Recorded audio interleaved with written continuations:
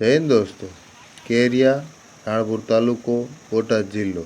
તકલીફ 24 ન્યૂઝ. કેરિયાથી રાણપુર જતા માર્ગ પર સીમાડાના હનુમાન નજીક કેનાલ ક્રોસ કરવા માટે બનાવવામાં આવેલું નાળું હાલ ખેડૂતો માટે મુશ્કેલીનું કારણ બન્યું છે.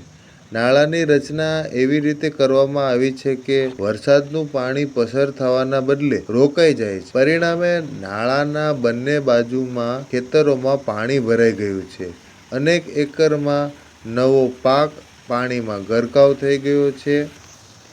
ખેડૂતોના દુઃખદ અવાજ. જ્યાં રાહત માટે નાળું બનાવાયું હતું ત્યાંથી હવે મુશ્કેલી વધી રહી છે. વરસાદ નમો છે, પણ પાણી ખેતરમાં ભરાઈ જતાં આખું નવું વાવેતર ખતમ થવાની દહેશત છે. પરિસ્થિતિના મુખ્ય મુદ્દા.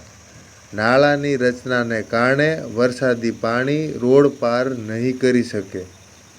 ખેતરો અને ગામની અંદર પાણી ભરાઈ ગયેલ. રસ્તા પર પાણી છવાઈ જતાં વાહન વ્યવહાર પણ અવરોધાયો. સ્થાનિકોની માંગ. તાત્કાલિક નાળું ફરીથી યોગ્ય રીતે ડિઝાઇન કરવામાં આવે અને પાણીની અવરોધ યાત્રા દૂર થાય.